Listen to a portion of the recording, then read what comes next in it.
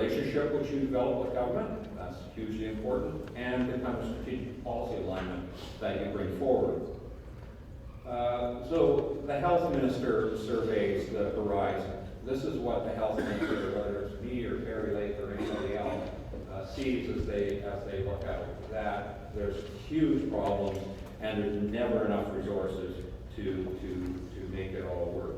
Never once, I can tell you this honestly, never once in 4 years as a health minister did I ever feel like I had enough money to do the stuff that I thought absolutely needed to be done to improve the system, reform the system, and so on. Never felt that. Treasury Board felt that, but to my knowledge, no other British Columbian felt that either. There may have been some, but there's always way more challenges than there are resources, it seems, to meet that challenge. So, all things being equal, government will do today and tomorrow what they did yesterday, because we survived yesterday. And so that's the incremental character of that. But of course, all things are not equal. Things go boom, and things like Mount Poly Dam bursts, or a oil train blows up in the middle of Lac-Mégantic. There are things that demand government do something in the policy realm. The Supreme Court of Canada renders decisions. There's been a series of them since the Walkin decision in 1973 that has actually absolutely reversed the way in which government deals with Indigenous or Aboriginal questions. New governments elected, economies shift suddenly sometimes and unexpectedly.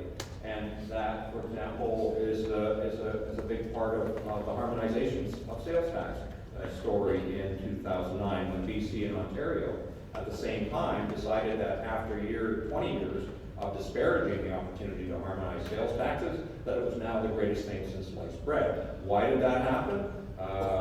It's actually a very good story. You can read it, because I've done an absolutely brilliant and comprehensive paper on that, which is published in BC Studies in summer of 2015. But from your perspective, the one piece that's really important here is that what has been tested or undertaken in one jurisdiction is often a powerful inducement for government to consider it in their own jurisdiction. The most powerful thing I think you can do as an association of medical practitioners is look at what's worked elsewhere in the world. And because, if it's worked in New Zealand, which has a fairly comparable system, why can't it work here? And that's a tough question for government to answer, and I think it's one that you need to push them on. So one of my favorite guys in the world of political science, John Kingdon, he looked at the American government, at Congress and the President, and tried to understand why are they able to move forward at certain points, and the rare points in healthcare reform, but why does it happen at certain points? Why does it not happen at other points? And that's the work that he does. Critical factors, as Kingdon will note, this is called agenda setting framework. Critical factors are context, timing, circumstance. You may have the best idea in the world, the most brilliant idea ever, but if the time's not right for it to move forward, it won't. Sometimes you will grind away for a long time before you are successful, in short. What does Kingdon say? And again, it's problems recognized, solutions available. Political climate makes the time right for change, and the constraints do not prohibit action. So there's all these dynamics that come into play, but once you analyze them and understand them, actually start to make some sense as to why things can move forward. Government agendas are crowded. How can we get the attention of government? Well, great question. Relationships are not important in politics and government. Relationships are everything in government and politics, and they are. Relationships are absolutely central to how and why you may be able to succeed. As the Eagles put it in, and again, they were talking about the policy and government. Again, it's double level to the song Hotel California. This could be heaven or this could be hell. That's what your relationship with government is going to be like, depending on how you approach it, the kind of ways that you try to deal with it. Lots of people try to get stuff done and just get enormously frustrated by it because sometimes they've either asked for the wrong thing or asked for the right thing at the wrong time. So governments have both explicit and implicit goals. You look at things like thrown in budget speeches, campaign documents, media comments, etc. So government gives you some clues as to what they are thinking is important at any time. I would say at this point, government has only given a kind of nodding acknowledgement to the current and pending demographic shift that's coming. But they won't be able to sustain that, I guarantee. They will not be able to. Alignment of goal doesn't guarantee success, but misalignment guarantees failure. And I think this is true. What you ultimately decide is the right thing for walk-in clinics in terms of the service model, the reform of the service model, et cetera, is going to be critical in whether government goes, okay, that makes sense, let's do it, or they go, nah, it just doesn't work for us. You need to fit into what government's defining and compelling demands are. Are there points of convergence between your needs and goals and government's needs and goals? Yes, there are. And we heard about it, about the physician program. That's one area, but there's a ton of places where you have alignment of goals. As the Beatles put it, indicate precisely what you mean to say. It couldn't be said better than that. Or maybe it could be, but I love the song when I'm 64, so you get to live with it. Who should you talk to? I think you should talk to everyone who will listen to you. That's important, but there's some in particular. I think, and I have no idea what your political relationship is like with the doctors of BC these days. It may be the best in the world or the worst in the world. You need to try to have some common alignment with the doctors of BC as you move forward. Government likes nothing better than people demanding two different things, because it presents them with the easiest answer in the world to why they're going to do nothing, which is, we're getting mixed signals from the medical practitioner of the province. Some are saying do this, some are saying do that. If there's not common alignment, it makes it way too easy for the politicians to ignore you. System reform, I think, will hinge on collegiality, collaboration. Those are just buzzwords. They are central to your moving forward in your discussions with the province. Oh, and I should have mentioned as well, talk to your minister, talk to public servants of all rank. Doesn't have to be the senior guys. Often people at lower levels can have huge impact on your folks. Whoa, sorry. Politicians, that's really dumb, forget it. They won't say that. Public servants, I think, can be a better source of useful advice. They can be more honest, I think, in short, with you. Politicians are rarely totally candid or transparent or honest because they become former politicians very quickly if they do that. I know that's cynical, but I think it's actually true. So I tried to frame this, and it's a bit John Kennedy-ish actually. Ask not what your government can do for you, but what you can do for your government. What I'm trying to say there is government has way too many demands on its resources and far more problems than it has resources. They're not going to be magnanimous just because you ask them to be magnanimous or thoughtful or generous or anything else. They are going to embrace what you propose because it works into their needs and their program. And I think you can do that. I think there are points of convergence where it can work for both. So, as Bonnie Gray once wisely observed, let's give them something to talk about. Start putting things in front of government, and I understand you're already doing that. That's great, but get government talking about that. Get them thinking about what you can bring to the table, the reforms that are going to be working for the public, for the profession, for all. and thank you again for your rapt attention. And I work with a group called Denny Health. We manage a bunch of medical centers in the Lower Mainland. We heard that Kevin Abbott spoke before about how these walk-in clinics and medical practices are small businesses. And we heard other people speak about how we're all desperate to meet the needs of our patients and we're turning patients away even though we don't want to. We've heard people talk about how things like there's a daily cap that prevents us from fulfilling that mandate. How there's an obstruction to become a part-time physician, which I think Michael mentioned earlier. And how the lack of delegatable tasks from Dr. Stromberg also limits the ability to provide medical services, and how someone spoke about how registration red tape prevents us from getting the doctors that we need. At the same time, we've seen there's been initiatives from things like doctors at BC, GPs for me, Division of Family Practice, to try and alleviate some of these issues.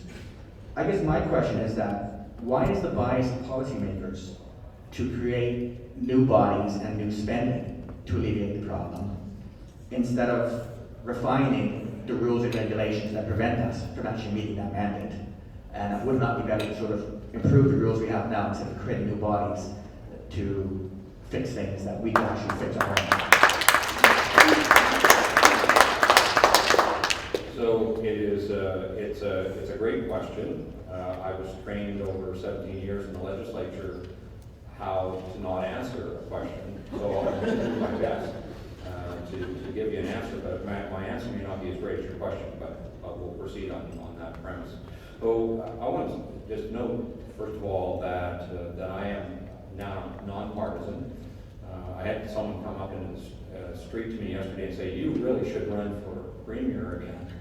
I'm not going to do that. I'm all done. I'm too old. I'm sick of the place. I don't want to go anywhere near it. I'm nonpartisan, so I can give you what I think is an honest answer to the question.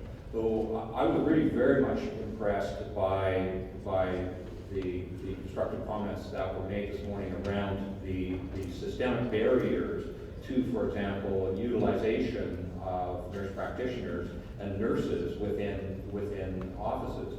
And I think the core of the problem, and again, I'm dramatically simplifying a much more complex question, but I think government has yet to get over the challenge of managing healthcare by rationing. So, rationing is a swear word. One is not allowed to use it as a health minister. One never says the R word ever, because the system is built around constraining costs in different ways, and capitation is an obvious one, but there's others that hold the system back, I think, from broader utilization. So one of the challenges is around what you said, I think, is the funding model. There are dollars that go to the health authorities, and they have to be used in certain ways. And then there are dollars that come via the ministry to practitioners through the contracted services. And I think a lot of times the fact that it's going into two different pots for allocation discourages the better utilization of nurses. This is what I hear, at least when I'm out in the field talking to people. So it's easy for me to say that, and I'm sure much more difficult to resolve. But I think that's one of the issues that needs to be resolved along the course here, because I'm firmly in the court of with the volume of demand that's going to be generated over the next decade, 2 decades, 3, there's no way that physicians are going to be able to manage that on their own. It has to be a team-based approach, and government needs to fund the provision of those services on a team-based approach. Sorry, so I just want to follow up on one thing, if I may, is that I think sometimes we get caught into the sort of the paradigm that the problem is funding. And in my opinion, the problem is not, certainly it's part of it, but not the bigger part. The biggest part of it, I think, is that all these people here want to serve the public and they want to help the public. The problem is we have a set of rules that are preventing us from doing it. And so we're not saying hand us bags of money. We're saying just make it easier for us to do our job. Instead of creating new rules and regulations and bodies that are, in theory going to help things out, let us do it. I guess that we can do it. I think we feel confident we can do it, provided a lot of those barriers are just lifted. That's all I'll say. Yeah, no, and fair enough. And so it should be reasonably obvious to you by this point that I'm not an expert on healthcare policy and not qualified to define its future. I certainly became a little bit more than a tourist in the Ministry of Health over 4 years, perhaps landed immigrant status or something like that after 4 years. So I got a little bit of a sense of how it is. I think often one of the favorite things politicians like to do is take what's occurred in the past, redefine it, rebundle it, and appear to be doing something new. Your point's a fair one. Why don't we just figure out how to do this? I think at some point, particularly if you build a relationship, particularly if you can sustain the relationship and get to the place where you can have an honest discussion with government about how to achieve your goal, you'll be better placed to get the right answer to the dilemma. Yes, sir.